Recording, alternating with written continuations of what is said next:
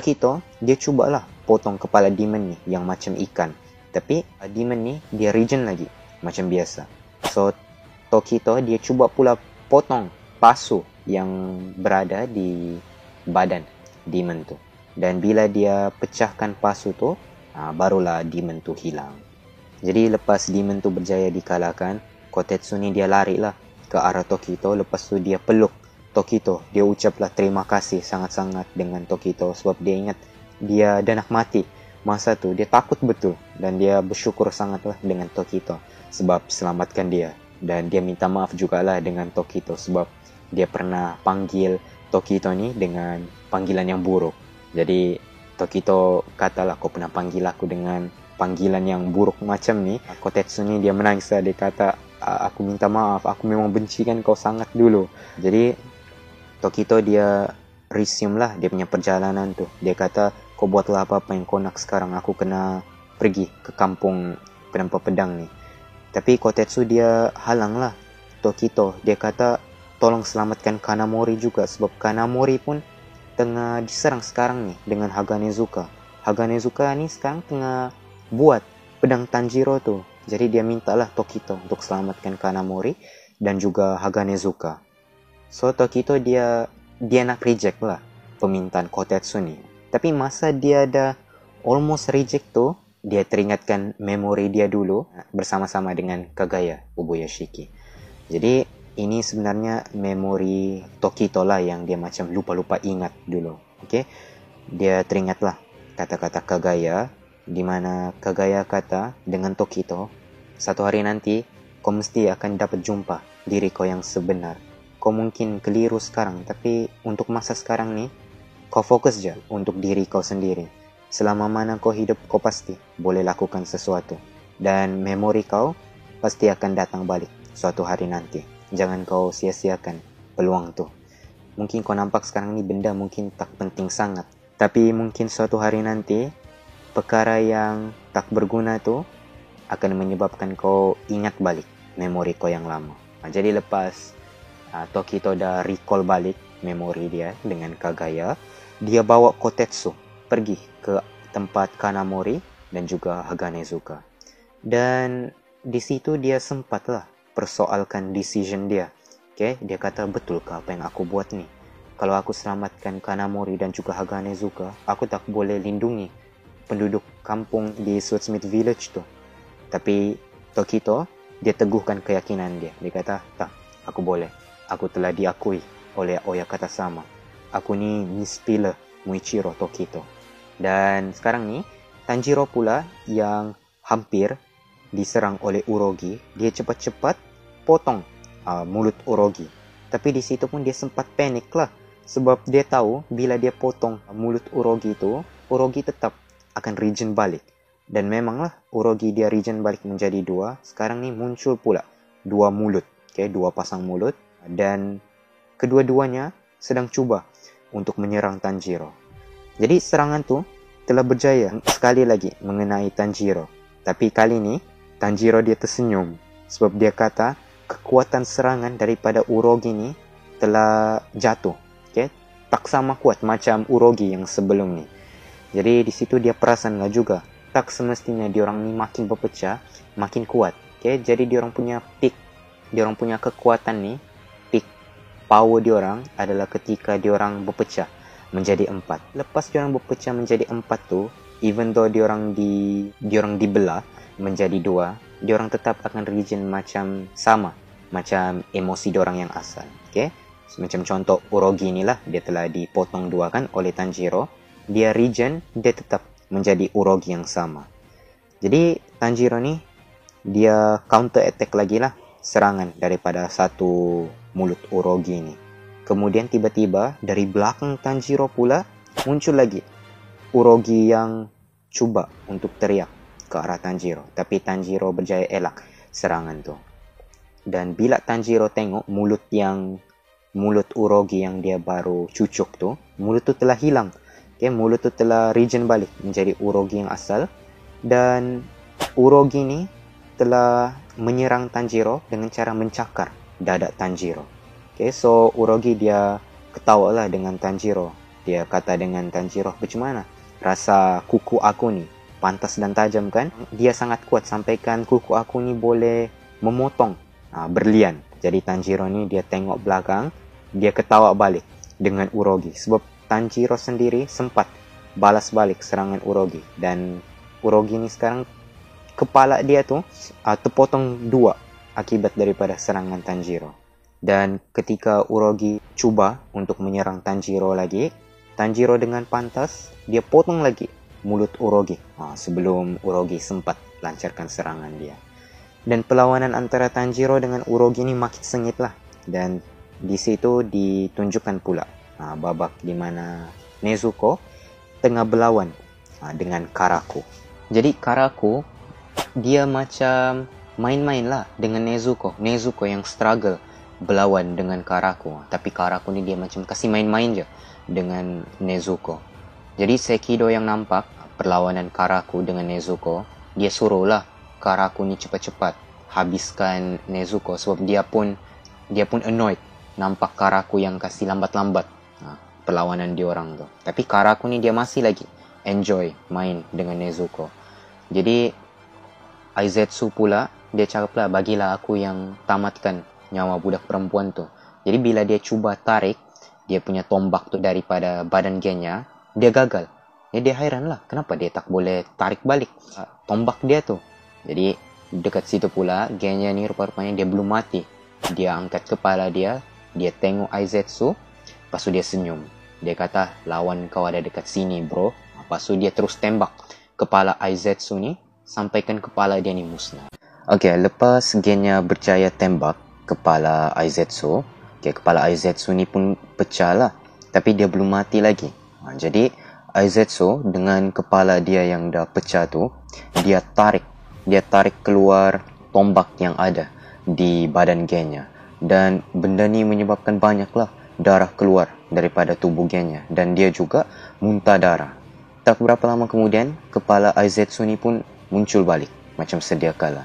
Dan bila dia nampak yang Genya ni tak mati dengan cepat, dia katalah yang Genya ni pitiful, sebab dia lambat mati. Aizetsu kata dia dah vital point Genya ni supaya Genya cepat mati. Tapi Genya ni tak mati-mati lagi. Jadi Aizetsu fikir lepas Aizetsu keluarkan dia punya tombak daripada badan Genya tu, barulah Genya akan mati disebabkan kehilangan darah yang banyak. Tapi Genya ni dia melutut dekat situ, dia baca sejenis mantra, macam Gyome punya mantra lah. Nama mantra tu Amida Sutra. Jadi Aizetsu kata Genya ni boleh tahan warak jugalah orangnya, sebab dah nak mati pun sempat lagi baca mantra. Tapi Karaku dia bagi tahulah dengan Aizetsu yang kemungkinan Genya ni belum mati lagi, dia masih hidup. Jadi dia suruh Aizetsu ni supaya pecahkan kepala Genya pula. Jadi Aizetsu ni pun dia try lah pula serang kepala Genya. Tapi dengan cepat Genya terus elak serangan Aizetsu dan dia muncul pula daripada belakang Aizetsu. Dan masa Genya dah nak lakukan serangan dia dah nak potong kepala Aizetsu, dengan tiba-tiba dia terkena pula kilat daripada Sekido. Jadi bila dia nampak punca serangan tu, dia nampak Sekido kan, Sekido yang serang dia tembaklah pula Sekido. Tapi serangan Genya ni miss, jadi terkena tangan Sekido ya. Sekido pun hairan lah, kenapa Genya ni dia belum mati lagi, biarpun sudah kena cucuk, banyak darah yang dia hilang. Dan even Aizetsu sudah serang vital point Genya masih lagi tak mati-mati. Jadi Aizetsu pun dia serang balik Genya, dia gunakan dia punya tombak tu, dia seranglah badan Genya sampaikan Genya ni terpelanting ke bilik lain. Dan Karaku pula yang nampak pertarungan Genya dengan Sekido dan juga Aizetsu ni, dia excited lah. Lepas tu dia nak join pertarungan dengan Genya tu. So dia kata dengan Nezuko, dia akan kalahkan Nezuko dekat situ juga. Jadi dia pergi tendang Nezuko dengan sangat kuat sampaikan kaki Karaku ni tembus ke belakang badan Nezuko. Dan Karaku ni dia bagi tahulah dengan Sekido dia punya plan. Jadi dia kata dia akan putuskan dulu tangan dengan kaki Nezuko. Lepas tu dia suruh Aizetsu tikam Nezuko dengan dia punya tombak tu. Lepas tu paralyzekan Nezuko menggunakan kilat daripada Sekido. Jadi dia start lah plan dia. First dia tarik dulu tangan Nezuko dengan sangat kuat. Dia tarik tangan kanan Nezuko sampai putus tangan Nezuko. Tapi Nezuko dia counter attack balik serangan daripada Karaku ni. Dia pergi tendang pula kepala Karaku sampaikan pecah sikit kepala Karaku ni. Dan Karaku hairan lah, macam mana pula Nezuko ni tiba-tiba tendangan dia jadi makin kuat sampaikan boleh pecahkan kepala dia. Dan Nezuko pun lepas dia tendang Karaku, dia gunakan Blood Demon Art dia untuk bakar Karaku.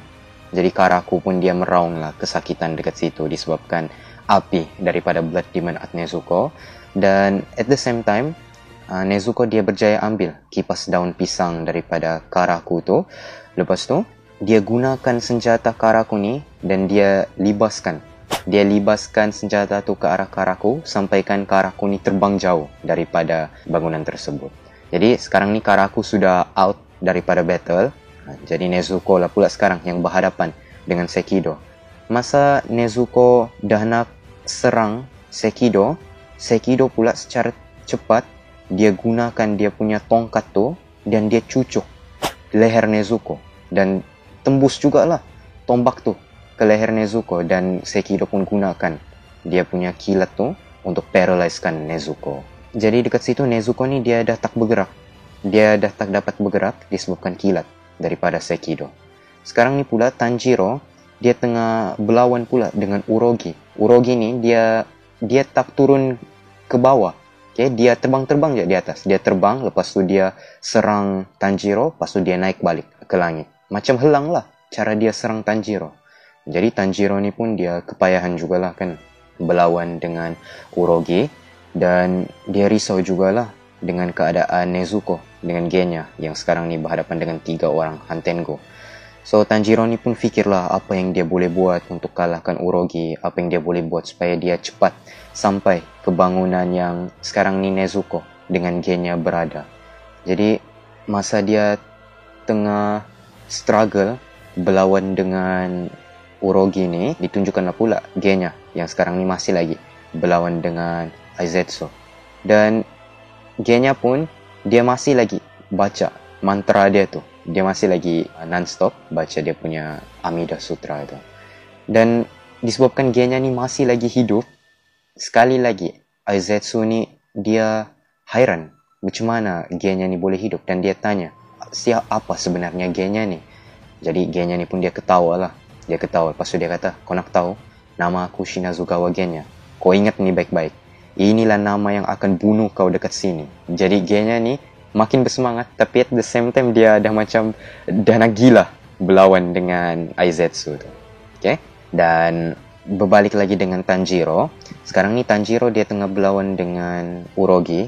Setelah dia mendapat serangan daripada Urogi banyak kali, dia dah berjaya observe pattern serangan daripada Urogi tu. Jadi dia timing serangan daripada Urogi ni. Bila Urogi cuba untuk terbang balik ke langit, Tanjiro dengan cepat dia melompat ke arah Urogi. Lepas tu dia tikam Urogi di kaki dia dan juga mulut dia. Okay? Dan Tanjiro kata Urogi ni ringan. Kalau dia tak ringan, mustahil dia boleh terbang dengan sayap dia tu. Jadi disebabkan momentum Tanjiro ni, dia tolak dia punya pedang tu ke arah Urogi. Sekarang ni Tanjiro dia tikam Urogi dan dia tolak Urogi pergi ke bangunan di tempat Nezuko dengan Genya tu. Dan di sini Tanjiro pun dia terus meneruslah tolak Urogi ke dalam bangunan tu sampaikan diorang termasuk balik ke dalam bangunan tu. Jadi bila Tanjiro berjaya sampai di bangunan yang tempat dia nak pergi itu, Tanjiro tengoklah Nezuko dengan Genya. Dan benda pertama dia nampak, adik dia Nezuko sedang ditikam oleh Sekido di leher dia, oleh tongkat Sekido tu sendiri. Jadi Tanjiro dengan cepat dia cubalah selamatkan Nezuko. Dia cuba serang Sekido. Jadi bila dia serang Sekido dia munculkan balik dia punya tongkat tu daripada tangan dia dan dia cuba pula tikam Tanjiro. Tapi Tanjiro dia sempat potong kaki Urogi dan dia gunakan kaki Urogi tu sebagai dia punya pelindung. Jadi Sekido dia tak dapat alirkan arus elektrik dia tu ke kaki Urogi sebabkan diorang ni share sel yang sama. Dekat situ, Sekido ni pun dia impress jugalah dengan skill bertarung Tanjiro. Dia kata Tanjiro ni ada intuition yang bagus sebab dia tahu macam mana cara untuk berlawan. So Tanjiro, dia tahu yang diorang ni tak mati kalau kena potong kepala diorang kan. So Tanjiro dia pergi Sekido punya lidah. Jadi dia potong lidah Sekido dan dia gunakan kaki Urogi ni untuk tangkap tongkat Sekido yang berada di leher Nezuko. Jadi dia cubalah tarik tongkat Sekido ni daripada leher Nezuko. Okey, jadi lepas Tanjiro berjaya cabut tongkat Sekido daripada leher Nezuko, Sekido ni pun dia guna jugalah tongkat yang ada di tangan dia tu untuk tikam leher Tanjiro. Tapi belum sempat tongkat tu menusuk leher Tanjiro, Nezuko pula dia pergi tahan. Dia cepat-cepat tahan tongkat di tangan Sekido tu. Lepas tu dia bakar lagi Sekido menggunakan Blood Demon Art dia. Dan Sekido ni pun meraung lagi kesakitan disebabkan dibakar. Jadi dekat situ pun Tanjiro nampaklah yang Blood Demon Art Nezuko ni efektif dengan diorang Hantengu ni. Dan dari jauh Tanjiro nampak Karaku sekarang dia cuba datang balik ke tempat pertempuran diorang. Di Karaku dia melompat ke atas langit dan dia gunakan kipas daun pisang tu dan dia serang Nezuko dengan Tanjiro. Angin daripada kipas daun pisang Karaku ni tersangat kuat sampaikan Nezuko dengan Tanjiro ni terhempap ke tanah. Pressure tu terlampau kuat sampaikan diorang dari tingkat atas jatuh ke tingkat bawah. Dan disebabkan serangan ni juga Nezuko dengan Tanjiro pengsan. Dan sekarang ni Sekido, Karaku dan juga Urogi diorang bertiga team up pula untuk habiskan Tanjiro dengan Nezuko. Ditunjukkan pula scene Muichiro Tokito. Tokito sekarang ni dia on the way. Dia on the way dengan Kotetsu ke arah Kanamori.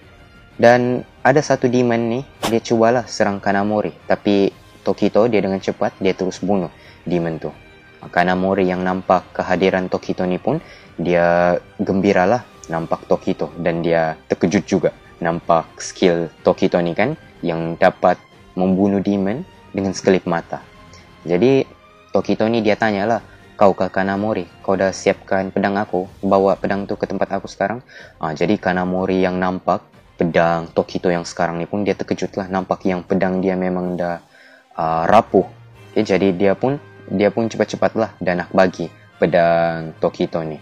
Dan Kanamori pun dia bagi tahulah yang Tanjiro dia ada bagi tahu dengan Kanamori yang Tokito minta buatkan pedang untuk dia. Jadi awal-awal lagi Kanamori memang dah siapkan pedang dia. Sekarang ni Tokito just tinggal ambil. Jadi Tokito pun dia macam terkejut jugalah sikit dengar yang Tanjiro tolong dia.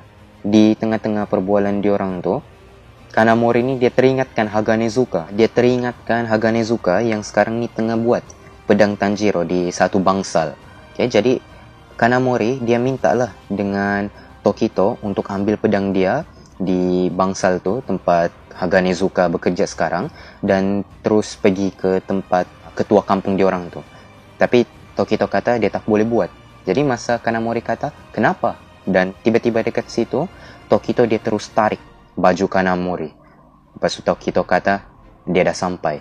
Dan di sini Gyoko pula muncul. Gyoko daripada balang dia keluar daripada balang tu. Lepas tu dia tegur Tokito. Dia kata, kau perasan aku dekat sini? Maksudnya kau ni pila lah. Kenapa ada benda yang penting kah di bangsal tu?